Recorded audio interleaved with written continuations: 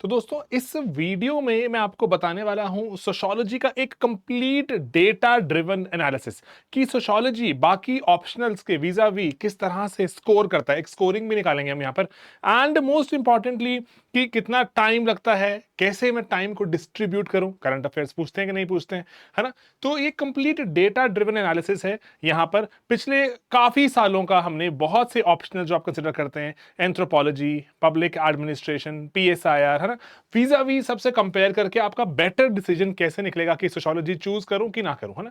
मैं बहुत टाइम से सोशियोलॉजी पढ़ा रहा हूं, बहुत सारे बच्चे हमारे सिलेक्ट होते हैं हर साल। हमारा यूट्यूब पे बहुत ज्यादा एक वाइडली वॉच्ड एक सीरीज है सोशियोलॉजी की, पेड मॉड्यूल्स हैं सोशियोलॉजी के, सब कुछ इसी के में निष्कर्ष यहां पर हमने डेटा के हिसाब से निकाला। अब यहां पर जैसे आपको पता है कि स्कोरिंग ऑप्शन है कि नहीं, मैंने इस पे वीडियो बना के डाला।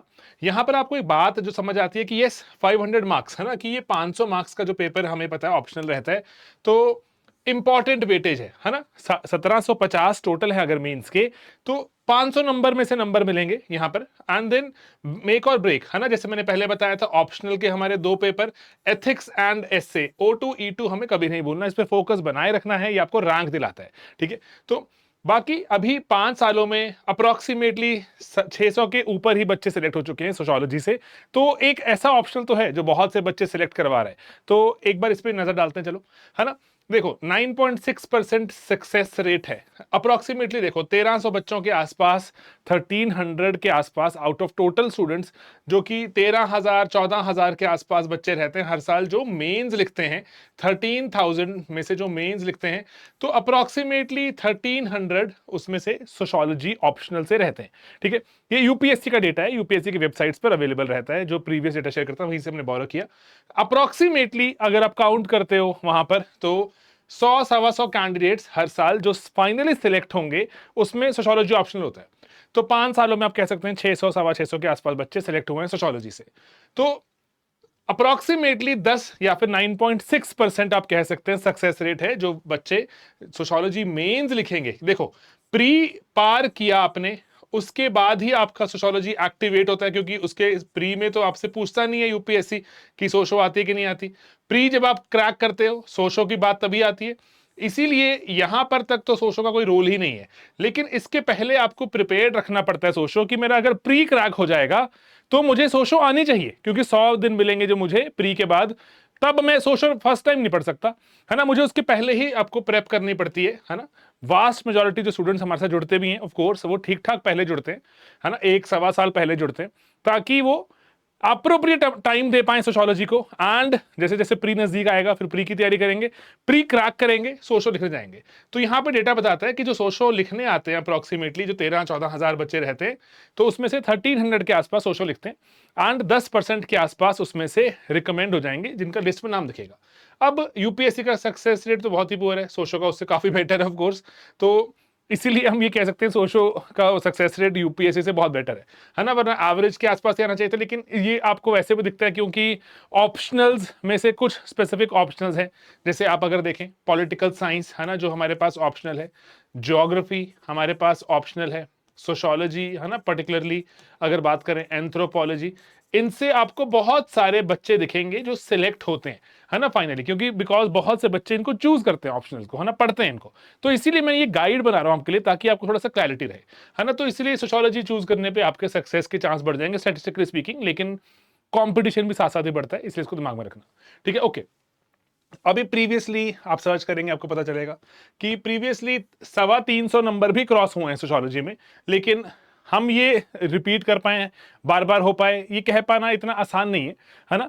तो इसीलिए एवरेज के आसपास देखते हैं। जैसे 2024 का डेटा है हमारे पास, अभी 25 का तो मेंस हुआ, अभी हमें पता नहीं ना क्या होगा आगे। तो 24 में रैंक 4 5 6 7, है ना, जो थे टॉप 10 में ही सोशियोलॉजी के स्टूडेंट्स दिखे हमें, बहुत सारे स्टूडेंट्स दिखे सोशियोलॉजी के। रैंक 1 सोशियोलॉजी से नहीं आया, बहुत टाइम हो चुका है, लेकिन टॉप 10 में आपको दिखते हैं रिपीटेडली काफी बच्चे होते हैं जो सोशियोलॉजी से होते हैं। रैंक 2 तो बहुत बार आ चुका है सोशियोलॉजी वालों का। ठीक है, तो अब टॉप 10 रैंक्स में देखें, आपको दिखता है कि जो 300 के आसपास बच्चे स्कोर कर लेते हैं जो ऑप्शनल में, क्योंकि ऑप्शनल स्कोर बूस्ट करता है ना, मेंस फिर इंटरव्यू के नंबर ऐड हो जाएंगे, स्कोर बूस्ट करता है। लेकिन बहुत बार ऑप्शनल आपको 300, अगर आप प्लस या 300 के आसपास नंबर ला रहे हो, तो तो आपको इंटरव्यू कॉल तो पक्का कर ही देगा। इवन इन केस जीएस में नंबर कम रह गए, इंटरव्यू में नंबर कम रह गए, रैंक दिलाने में हेल्प करता है। ठीक है, तो इसीलिए इस बात को यहां पर सबसे जरूरी है दिमाग में डालना कि ऑप्शनल आपको रैंक दिलाने में इंस्ट्रूमेंटल है, बहुत एसेंशियल है, बहुत इंपॉर्टेंट है सोशियोलॉजी में। इसीलिए मैं आपको बार बार फोर्स करता हूं, बार बार पुश करता हूं कि हम वक्त रहते सोशियोलॉजी कंप्लीट करें, उसके बाद हम प्री लिखने जाएं, प्री के लिए अप्रोप्रिएट तैयारी करें, एंड प्री के बाद फिर से सोचो जो पहले पढ़ा हुआ था उसको हम री इग्नाइट करें, रिकॉल करें एंड आंसर्स लिखें, आंसर्स को चेक करवाएं और बेहतर आंसर बनाएं। कैसे बनेगा आपको समझाऊंगा अभी, है ना। तो टॉप 100 रैंक्स में आपको दिखेगा 280 के आसपास नंबर बच्चे लेकर आते हैं। 250 से नीचे इंटरव्यू कॉल आ जाता है, लेकिन हमें सिलेक्शन देखने में टेंशन हो सकती है कि 250 मार्क्स से कम अगर हमारे आ रहे हैं तो शायद हम फाइनल लिस्ट में ना आ पाए। अभी तक जो चल रहा है ना, यूपीएससी किसी भी दिन इसको बदल सकता है कि यूपीएससी मार्किंग बहुत लूज कर दे तो 300 नंबर आने शुरू हो गए, मार्किंग बहुत टाइट कर दे कि 250 लाने मुश्किल हो गए। अभी तक जो चल रहा है मैं आपको उसी के बेसिस पे समझा रहा हूं, है ना। ओके, पेपर वाइज स्ट्रैटेजी समझ के देखो। जो पेपर 1 का स्कोरिंग पोटेंशियल यूजुअली बच्चे ज्यादा स्कोर करते हैं पेपर 2 से, लेकिन उल्टा भी हो जाता है कि कुछ कुछ बच्चे ऐसे मिलेंगे आपको पेपर 2 में बेटर स्कोर किया है पेपर 1 से। लेकिन मैं आपको ओवरऑल पैटर्न बता रहा हूं जो डेटा बताता है। प्रिडिक्टेबिलिटी हाई होती है क्योंकि बहुत जो एक्सेसिवली ये थ्योरेटिकल पेपर रहता है ना, एक्सेसिवली। तो ये थोड़ी प्रेडिक्टेबिलिटी कम, क्योंकि भारत में बहुत सी चीजें घट रही हैं तो उसके बारे में पूछ लेते हैं। लेकिन हमारे पास अगर एक फ्रेमवर्क वाला मॉडल है, दिमाग में एनालिसिस करना आता है हमें, हमारे पास डाइवर्स तरह की अंडरस्टैंडिंग है टॉपिक्स की, हम कोई भी टॉपिक अगर छोड़कर ना जाए एग्जाम में, हमारा यहाँ पर जो हम बाकियों को बीट करते हुए नंबर ला सकते हैं। देन आपका बहुत ज्यादा टाइम लेके जाता है पेपर 1, लेंदियर होता है ना, क्योंकि आप फर्स्ट टाइम भी पढ़ रहे होते हो, थियरीज हैं। पेपर 2 रिलेटिवली जल्दी हो जाता है, करंट अफेयर्स बहुत ज्यादा नहीं होते, लेकिन स्टिल हम पढ़ते हैं, हम अपने कोर्सेज में भी डालते हैं, हम बच्चों को फ्रीली भी अवेलेबल करवाते हैं कि इसका पीडीएफ की करंट अफेयर का हमारी वेबसाइट पे हमने फ्रीली सोशियोलॉजी का अवेलेबल करवाना शुरू कर दिया। वीडियोस आज भी पेड मॉड्यूल में अवेलेबल है, पीडीएफ आप हमारे वेबसाइट से फ्री ऑफ कॉस्ट ले सकते हैं, सब बच्चों के लिए हमने अवेलेबल करा दिया। यहां पर करंट अफेयर्स का रेलिवेंस बढ़ जाएगा क्योंकि भारत के हिसाब से है ना। कास्ट सिस्टम के बारे में बताइए, आज के बारे में थोड़ा ऐड कर दें एग्जांपल, इंटीग्रेट कर दो एग्जांपल, नहीं भी पूछा उसने आज के बारे में बताइए, मैं बता दूं खुद से, है ना। तो इसीलिए यहां पर करंट की भूमिका, करंट अफेयर्स की भूमिका बढ़ जाती है। अब पेपर 1 में कामयाबी के, अदरवाइज मेहनत करेंगे तो दोनों में कामयाबी मिलती ही मिलती है ना, बच्चे हर साल सिलेक्ट होते ही हैं। एक बात समझना, पेपर 1 में जैसे ना बहुत से क्लासिकल चीजें हैं, जैसे थिंकर्स, है ना, आएंगे। इवन की पेपर 1 के बारे में पेपर 2 कभी कभी कभी कुछ कुछ यहाँ पे बोरो होके लग जाता है, अप्लाई कर सकते हो आप, है ना। लेकिन बात यहां पर यह है कि थिंकर्स बहुत ही एसेंशियल रहते हैं, उनको ढंग से समझ लो कि भाई इस इंसान ने क्या कहा था, कैसे अप्लाई होता है ना, उसके डाइवर्स पर्सपेक्टिव जान लो। और थिंकर्स ने इस थिंकर पर क्या कहा, है ना। ये इंसान ने कुछ कहा कि कार्ल मार्क्स कहते हैं कि भाई पैसे से सब कुछ चलता है, बाकी लोग कहेंगे आएंगे कि जैसे औंद्रे बेटे आके बोलेंगे नहीं सर, भारत में गरीब ब्राह्मण था लेकिन तब भी बहुत इज्जत थी, है ना, ब्राह्मण होने से इज्जत मिल गई। तो ना इसलिए काउंटर पर्सपेक्टिव हमें मिल जाते हैं। तो इसलिए हमें इसको अगर हम ज्ञान रखें, हमारे आंसर्स जो बाकियों से बेटर बनते हैं। जानने वाली बात है, जानते जाओगे नंबर मिलते जाएंगे। एंड कॉन्सेप्चुअल क्लैरिटी बहुत ज्यादा यहां पर आपको दिखता है, जो चैप्टर 1, 2, 3 है पर्टिकुलरली कॉन्सेप्चुअल क्लैरिटी रखोगे नंबर बरसते हैं दोस्तों। मेहनत लगती है, मेहनत में आपको नहीं कतराना, कोर्स बने पड़े हैं, वीडियोस बने पड़े हैं, बुक्स लिखी जा चुकी हैं, स्टैंडर्ड रिपीट होता है पेपर, लेकिन मेहनत लगेगी एक बार तो उसको काबू करने में। देन पेपर 2 में इंपीरिकल डेटा डल जाता कई बार, सेंसस में क्या कहा, national family health survey, economic survey, है ना, और साइटेशंस, कंटेम्पररी इश्यूज को लिंक कर सकते हो पॉलिसीज या किसी डेवलपमेंट से, केस स्टडी डाल सकते हो किसी की, है ना, पर्सनल ऑब्जर्वेशन में कुछ अगर सोशोलॉजिकल एस्पेक्ट डाल सकते हो, तो बहुत ही बढ़िया और रिलेटेबल आंसर्स, सोशोलॉजिकल आंसर्स बनते हैं, नंबर मिलने के चांसेस बढ़ सकते हैं। अब यहां पर एक बात समझना कि कई बच्चे 300 प्लस ले आते हैं, कई 250 के आसपास है, वो भी नहीं ला पा रहे हैं ना, टेंशन तो है ही है कि करूं तो करूं क्या। तो इसीलिए ये मैं चाहता हूं एक स्लाइड के थ्रू आपकी और हेल्प हो जाए कि ज्यादा जो हाई स्कोरर मार्क्स जो होते हैं, कीवर्ड्स का यूज करते हैं आंसर्स में, थिंकर्स ड्रॉप करते हैं, कंटेम्पररी एग्जाम्पल, भाई लेटेस्ट क्या चल रहा है वो बताएंगे, है ना, जोड़ने की कला है तो जोड़ेंगे।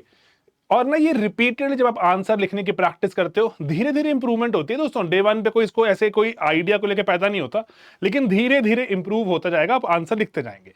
एंड कोई कभी कभी जहां पर हुआ डायग्राम फ्लो चार्ट लगा दिया, क्रिटिकल बता दिया कि सर सारा फ्लो है लेकिन इसके कुछ कुछ 2-3 क्रिटिसिज्म भी है, पूछे नहीं है, बता सकता हूं मैं सर, मुझे पता है, आंसर के फ्लो में स्ट्रक्चर में डाला है ना।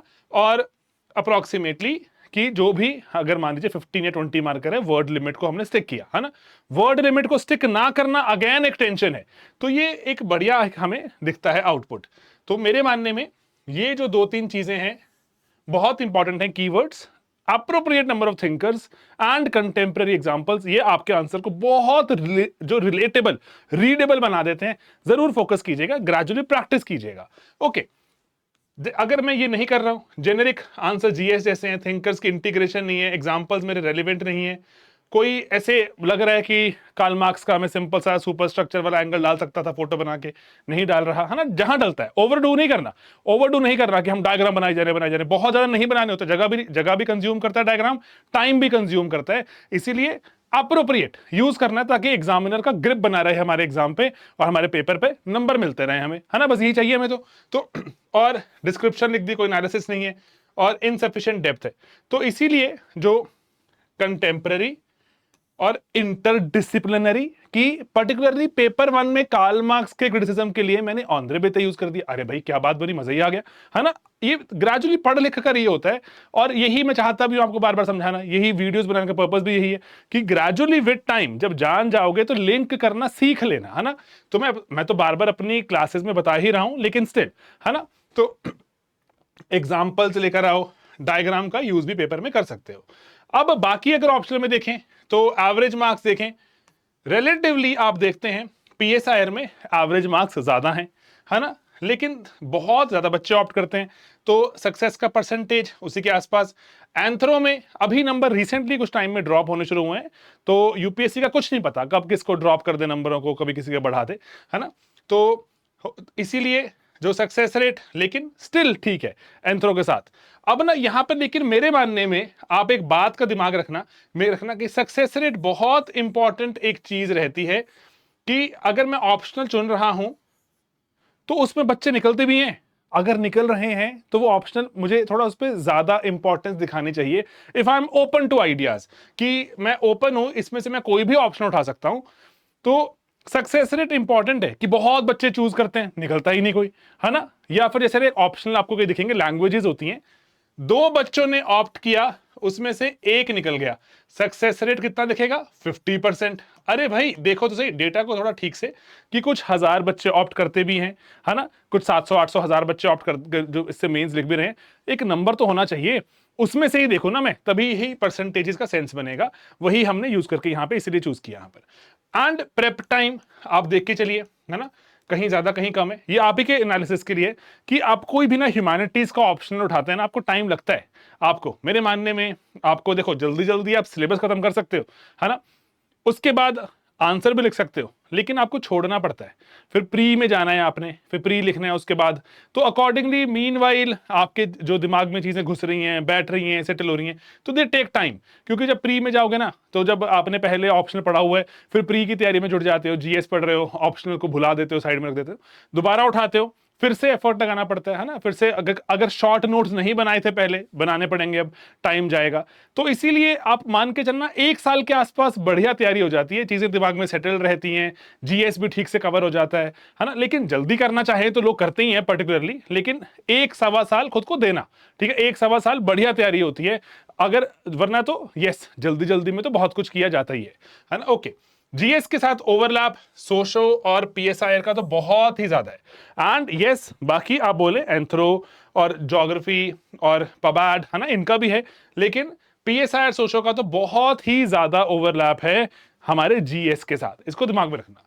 ओके, देन सोशो के एडवांटेजेस हैं सिंपल, अगर आप सोशो, क्योंकि मैं सोशो पढ़ाता हूं इसलिए मैं इसलिए बता रहा हूं, है ना, कि यस कॉन्सेप्चुअल है, जो लिखना बहुत मुश्किल नहीं है, लिखा जाता है आराम से। वास्ट मेजॉरिटी बच्चे होते हैं वो जो ह्यूमैनिटीज बैकग्राउंड के होते हैं, नॉन ह्यूमैनिटीज मतलब इंजीनियरिंग बैकग्राउंड, डॉक्टरी, कॉमर्स लिया होता है, तो इतने लिखने की आदत नहीं होती, है ना, तो लेकिन बढ़िया लिख लेते हैं विद टाइम, क्योंकि इतना मुश्किल ऑप्शनल तो कोई भी नहीं दुनिया में, लेकिन जो आराम से पढ़ते हो आप, चीजें सुनते हो, समझते हो, रिपीट करते हो, दिमाग में बैठ जाती हैं। एंड कंटेम्प्रेरी रेलिवेंस, समाज तो हर वक्त चल ही रहा है, उसमें हमारी आंखें तो खुली हुई हैं, कुछ ना कुछ तो हो ही रहा है ना। एंड ओवरऑल हमें जीएस के साथ वगैरह हमें ओवरलैप दिखता है, तो फायदा उठाते हैं बच्चे। बाकी सब्जेक्टिव इवैल्यूएशन है, वेरी कर सकती है। सर मैं तो बहुत बढ़िया लिख कर आया, नंबर क्यों नहीं मिले? तो सब्जेक्टिव इवैल्यूएशन है। यूजुअली अगर आप टेस्ट में लिखते रहते हैं, पेपर में नंबर आपके ठीक ठाक आ रहे हैं, यूपीएससी में भी आ जाएंगे। अगर टेस्ट में ठीक ठाक आ रहे हैं, यूपीएससी में ठीक ठाक आ जाते हैं। टेस्ट में ठीक ठाक नहीं आ रहे, इसका मतलब ये नहीं होता कि यूपीएससी में ठीक ठाक नहीं आएंगे, वहां पर भी ठीक आ भी सकते, नहीं भी आ सकते।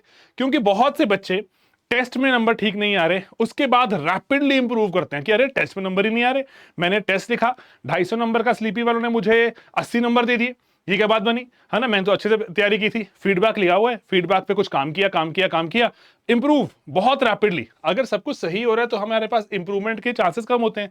सही नहीं हो रहा, अब मुझे फीडबैक भी मिल गया, है ना, मुझे फीडबैक भी मिल गया, अब इस पे काम कर दूं मैं, इंप्रूवमेंट मिलेगी, मिलनी चाहिए ना।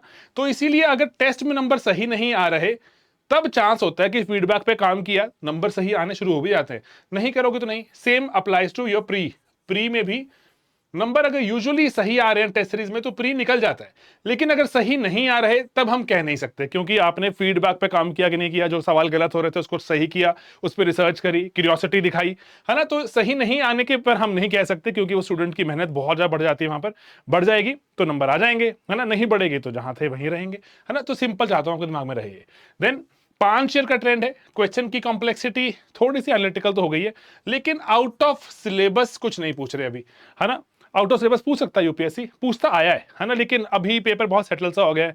जो कोचिंग्स में पढ़ाया भी ठीक से जाता है, एक्सपांडेड पढ़ाया जाता है, बस उतना ही दिमाग लगा दें अगर हम, और उतना टाइम दे दें, बाकी टाइम जीएस पे लगा दें, ठीक ठाक नंबर आप सोचो में निकाल लेते हैं। एंड करंट अफेयर से इंटीग्रेशन हमेशा रहेगी। वर्ड लिमिट थोड़ी स्ट्रिक्ट हो गई है 250 पेजों के लिए, मतलब जो 20 मार्कर के लिए भी 3 पेज दे रहे हैं अभी, और पेज नहीं देते, है ना। और इवैल्यूएशन पैटर्न तो आपको बताइए कि स्ट्रक्चर पे बहुत ज्यादा एम्फसाइज करते हैं कि स्ट्रक्चर रहे, आंसर जो भी आप बताओ भाई एक सिलसिला उसमें ना, वो दिखे, एक स्ट्रक्चर दिखे, सिलसिला दिखे, तो ये इंपॉर्टेंट है। तो कंसिस्टेंट वही है। पेपर 1 स्कोरिंग था, है, थिंकर्स के क्वेश्चन प्रिडिक्टेबल लाइंस पर आते हैं, क्वालिटी तो क्वांटिटी से इंपॉर्टेंट है ही। एंड 2025 में जो भी मेंस हुआ, उसमें वही था कि वास्ट मेजॉरिटी पेपर स्टैटिक में से आता है, क्योंकि ना पेपर ना बहुत टाइम से चेंज हुआ नहीं है, सिलेबस चेंज नहीं हुआ, जो कंटेंट बन चुका है और वीडियोस बने पड़े हैं, बच्चे देख लेते हैं, रिपीट कर लेते हैं, टेस्ट लिख लेते हैं, ठीक ठाक नंबर निकाल लेते हैं, है ना। तो मेहनत पर आ जाती है बात। तो इसीलिए final recommendation, yes, scoring potential अगर हम देखें यहां पर ठीक ठाक है। सक्सेस रेट तो टचवुड, मतलब कृपा बनी रहे भगवान की। एंड प्रिपरेशन डिफिकल्टी, पढ़ोगे तो समझ आ जाएगा, इतना कोई हाई फाई तो है ही नहीं चीज, कहानियों टाइप सी है, कॉन्सेप्ट्स हैं, एक बार समझ नहीं आता बच्चे दूसरी बार लेक्चर सुन लेते हैं, है ना। तो मेरे मानने में इससे मुश्किल तो है ही नहीं, है ना। इसीलिए रिस्क लेवल स्लाइटली लोअर है। ऐसा नहीं है कि मेरे को कुछ पता ही नहीं चल रहा सोशियोलॉजी में हो क्या रहा है, क्या कहानी चल रही है, क्या बोल रहे हो, कास्ट क्या होती है सर, है ना, सर अमीर गरीब क्या होता है मुझे पता ही नहीं, लड़का लड़की का भेदभाव मैंने कभी सुना ही नहीं आज तक, मुझे समझ नहीं आ रहा, ऐसी चीज नहीं होती, है ना। इसीलिए रिस्क लेवल स्लाइटली लोअर होता है। बॉटम लाइन अगेन वही है कि ना, अगर आपको सामाजिक मुद्दे पसंद है, समाज को बदलने का थोड़ा सा जज्बा है, थोड़ा सा लगता है कि अगर ना कि बन जाऊंगा ऑफिसर वगैरह, तो समाज ठीक से समझ आना चाहिए मुझे, है ना, समाज को सही से समझूंगा तभी बदलूंगा ना, तो सोशियोलॉजी बहुत ही आपको मजेदार लगता है। लेकिन अगर ये चीजें से आपकी कोई रुचि नहीं है, सोशियोलॉजी बोरिंग भी हो सकता है आपके लिए, है ना, कि क्या चल रहा है सर, है ना, कि मैं क्यों जानूं समाज के बारे में, मुझे नहीं जानना समाज के बारे में, मुझे तो ये देश छोड़ के जाना है, मुझे तो आईएफएस बनना है, कुछ भी हो सकता है ना, आपके सपने हो सकते हैं, तो अकॉर्डिंगली ही चूज कीजिएगा। लेकिन मैं आपको एक बात चाहूंगा बताना, सोशियोलॉजी एक व्हीकल है, सोशियोलॉजी एक व्हीकल है, आपको रैंक दिलाता है, रैंक। तो इस नजर से देखना सबसे प्राइमरी है, बाकी सब चीजें सेकेंडरी हैं। अगर मैं बहुत बढ़िया इंसान बन गया, रैंक नहीं आया, तब भी मजा नहीं आता मुझे। अगर मेरा रैंक आ गया, बढ़िया इंसान नहीं बना, तब भी मजा नहीं आता, है ना। तो इसीलिए मुझे लगता है कि एक ही बस अपना फोकस, एक ही आइडिया रखते हैं, रैंक दिला दे मुझे भाई सोचो, एंड कुछ मुझे बहुत बर्डन सम ना दे, है ना, बर्डन सम ना लगे, कि मैं जनरल स्टडीज जीएस पे ठीक ठाक फोकस कर पाऊं, अपने सोशो के शॉर्ट नोट्स बना पाऊं, ताकि मैं इसको बार बार रिवाइज कर दूं। मैं आपको वीडियो बना दूंगा वो वाला भी, कैसे क्या क्या टाइमलाइन रखनी चाहिए, है ना। शॉर्ट नोट्स बन जाएं, जीएस के लिए टाइम मिल जाए, और मैं लिखूं आंसर तो आंसर लिखा जाए मुझसे, क्वेश्चन सामने लिखा हो, प्रैक्टिस की हो तो मुझे क्वेश्चन समझ आता रहे, यही चाहिए बस, ठीक है। तो इसीलिए थोड़ा सा हिम्मत, थोड़ी सी जज्बा, थोड़ा सा जो लगे कि यस कि मुझे चाहिए ही चाहिए वाले मोड में आ जाओगे, हर ऑप्शनल आपको ऑसम लगना शुरू हो जाएगा। लेकिन मैं सोशियोलॉजी पढ़ाता हूं तो मैं उसमें आपको बेहतर समझा सकता हूं, ठीक है दोस्तों। अगर आपके कोई और सवाल है, मैं चाहता हूं ना, ये वाले बहुत से हमें मेल्स आते हैं तो मैं वीडियो के माध्यम से बनाता जा रहा हूं, ताकि ज्यादा से ज्यादा बच्चे अगर इस वीडियो को समझ पाएं, बेहतर डिसीजन ले पाएं, तो मेरे मानने में शायद एक भी बच्चा इसको देख के अगर बेहतर डिसीजन ले पाया तो शायद एक कामयाब रहेगा वीडियो, ठीक है। लेकिन अगर आपके और भी सवाल हैं तो आप बताते रहिए, आप हमें कमेंट भी कर सकते हैं, मेल भी कर सकते हैं, कॉल भी कर सकते हैं, ना। I will keep making these videos, alright, and I wish you all the best and a lot of intent and a will to work very hard, क्योंकि यूपीएससी एक मुश्किल पेपर है, पढ़ाई लिखाई करके ही कामयाबी मिलती है। मैं तो बस आपको सही दिशा, सही कंटेंट दे सकता हूं, पढ़ाई लिखाई मेहनत सब आप ही की है, आप करेंगे रैंक भी आप ही का ही आएगा। एंड यही मैं चाहता हूं कि फोकस अपने आप पे लेकर आए कंप्लीट, ठीक है दोस्तों। मिलेंगे अपने अगले लेक्चर्स में बहुत जल्द, बाय बाय, टेक केयर।